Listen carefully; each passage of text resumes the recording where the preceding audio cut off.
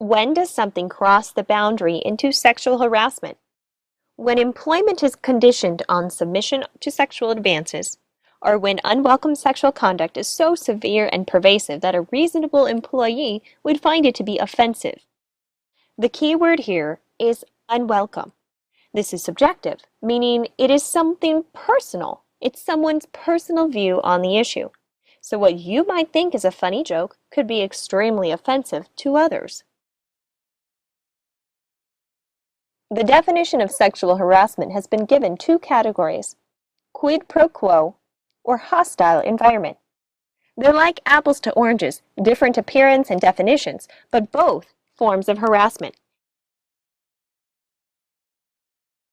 Quid pro quo means this for that in Latin, and means there's an exchange required. This could be seen where employment benefits are conditional upon sexual favors, or even when a benefit is withheld due to the lack of providing sexual favors. It works when the exchange is offered, and in retaliation if the exchange is denied. In a hostile work environment, severe or constant patterns of behaviors which create hostility, cause intimidation, or create an otherwise offensive work environment. The victim of a hostile work environment may have no tangible proof to show that there's discrimination, such as a difference in pay, but they can show that work conditions have affected their job performance. There is nothing in the laws that states what the minimum action is. An eyebrow gesture, wink, or long glance at someone could be all that it takes to make them feel uncomfortable. What the law does look for is if the conduct has changed the conditions of employment. Many times an isolated or just one-time event that is uncharacteristic of the normal work environment and does not alter working conditions is not considered to have created either a quid pro quo or hostile work environment and therefore would not fall under sexual discrimination. Evaluating a claim of this type means looking into the conduct itself, the people involved, the relationship between the parties, the effect of the conduct on the work environment, and whether any similar incidents have ever occurred. Most courts will rule in the favor of the reasonable person. Would a reasonable person expect or tolerate the conduct in the context of the situation? The reasonable person standard helps prevent bogus claims. Let's go over some common forms of sexual harassment. Now, some of these conducts might sound silly or unreasonable to you to be considered a form of harassment. If this is the case, you might need to think about why you find these actions acceptable, and would you find them acceptable if they were directed at your loved ones? All of these count: sexual joking, provocative dress, profanity, sexist words or slang terms like baby or big boy, sexist behaviors, which could include glances, staring, following, or blocking someone, hanging around too much, hanging around too closely, massaging or touching a person's clothing, hair, or body, kissing, hugging, patting, spanking, or stroking, touching inappropriate areas of the body on either yourself or someone else, winking, whistling, licking your lips, throwing kisses, or making catcalls. Conduct that is considered more severe includes asking someone to spend the night or engage in sexual conduct, using intimidation or bargaining to receive sexual favors, and actually threatening physical harm, forcing unwanted touch, or the attempt or completion of sexual assault. Any attempt or completed grabbing, touching, or forcing sexual activity without consent is a sexual crime. These days, technology has given harassment an electronic platform. Inappropriate words and images shared via text, email, instant messenger, blogs, microblogs, and social network postings are all possible forms of harassment.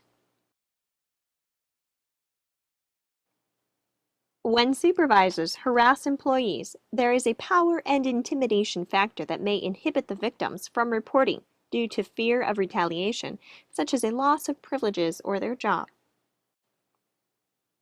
In this situation, the supervisor is abusing their power because of their authority to act on behalf of the company.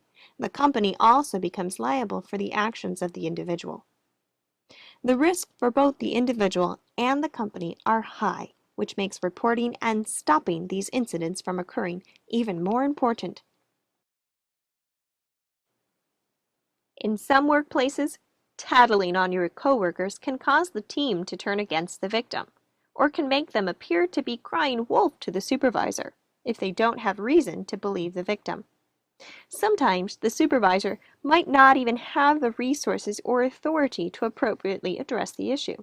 There may even be a situation which intentionally does not allow supervisor involvement.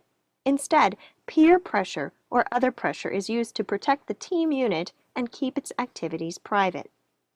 This can prevent a victim from reporting harassment due to fear from being the turncoat and facing retaliation. Sometimes the pressure to fit in can be so great that the victim will even join in. This can make the situation worse by encouraging the conduct to continue and by potentially discrediting their claim that the conduct was unwelcome. For situations like this, victims are able to report the misconduct to alternative sources, such as directly to the Safety Department, Human Resources, or FEHA. Third-party harassment. The EEOC guidelines also make the employer liable for the acts of non-employees with respect to the sexual harassment of employees in the workplace. Third-party individuals who are not employees but have business interactions with employees, such as customers, contractors, volunteers, or directly affected public persons, are covered under harassment laws, both when the harassment is directed at them or comes from them. If off-duty and off-company property, sexual harassment may not be considered work-related. In this case, the harassment becomes personal and should be addressed through local law enforcement. There is the cliché idea about sexual harassment that it's typically between a male and female, with the female being the victim. Although research still finds that 40 to 70% of cases reflect this in many industries today, the idea that harassment is limited to this scenario is outdated. Sexual harassment can occur between two males, two females, from a female to a male, and from a male to a female. It can also single individuals out or affect larger groups of individuals. Almost any combination of participants that you can think of could be involved with harassing conduct. Did you know that certain work conditions can contribute towards or make it more likely for sexual and other types of harassment to occur? These are stereotypes, monocultures, and sexualized work environments.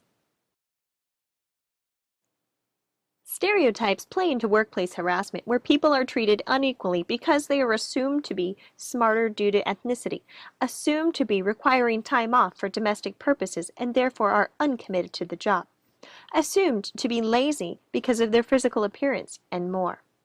In sexual harassment, a traditional example of this is that a female does not belong in the workplace, or that she is needed to be home performing domestic duties, or that her education and experience is of a lesser degree than a man's.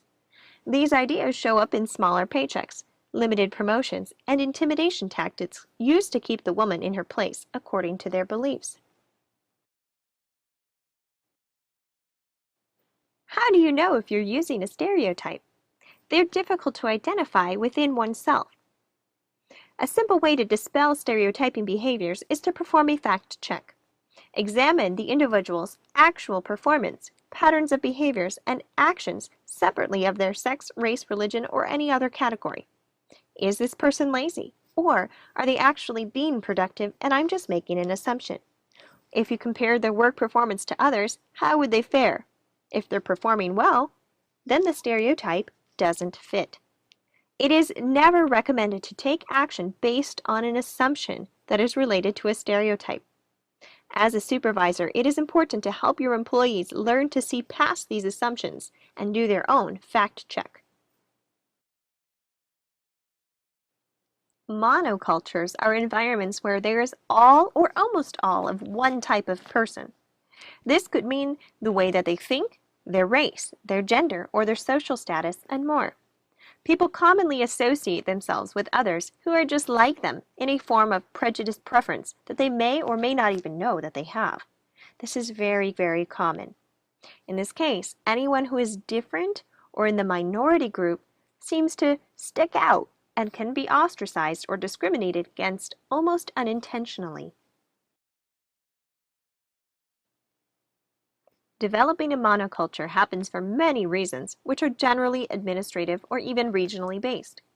It is not reasonable to require employers to have a completely equal and balanced selection of employees because the job or locale sometimes influences the employee demographic outside of the company's control. It is reasonable and required of employers to provide equal treatment and a safe, harassment-free place to work. As a supervisor, your responsibility is to be aware and make your employees aware of the company's standards and harassment policy. A fact check is also a good idea to help others see beyond the differences.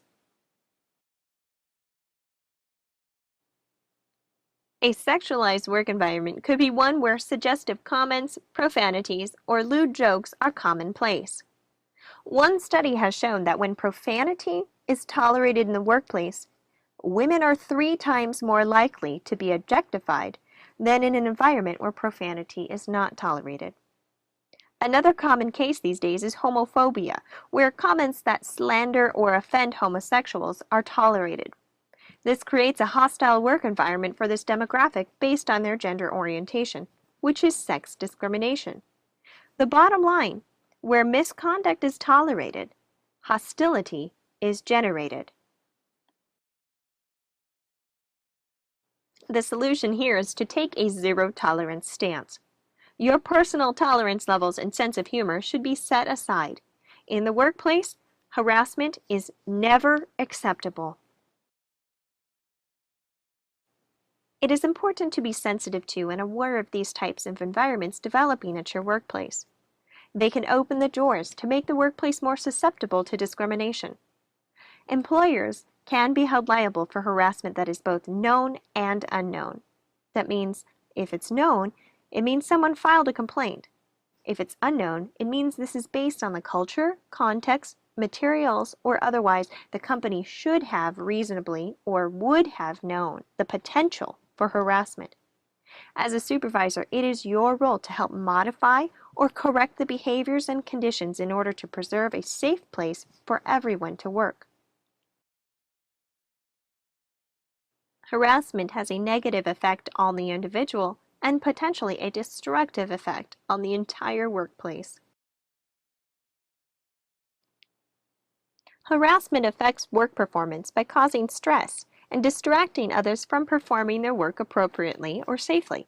Sometimes, due to social pressures or not being able to safely report harassment, victims will try to fit in so not to be ostracized.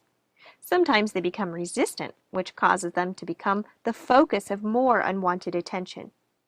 The increase in anxiety over anticipating further misconduct impairs concentration and judgment. Productivity also suffers when harassment occurs. One study showed that about 5% of victims quit their jobs, while 25% use sick or vacation time to avoid the workplace. For coworkers, simply being in the environment of harassment drops their productivity by 2%. Even if a victim tries to continue work, they may be fired due to changes in their work performance caused by the harassment. These conditions are not desirable or safe for any type of work. Victims of sexual harassment can experience physical injury, emotional stress, and mental distress, varying in severity. Sexual harassment can also have a severe impact on someone that it inhibits their ability to maintain healthy relationships with others after the event. They may feel angry and want to get even, or make rash decisions, such as quitting unexpectedly. They may also become withdrawn or depressed, thinking that there is nothing that they can do to fix the situation. They may become embarrassed, ashamed, lose self-confidence, feel guilty, isolated, or helpless. The emotional distress can also result in physical effects, such as headaches, fatigue, change in appetites, increased blood pressure, upset stomachs, muscle aches, and tension.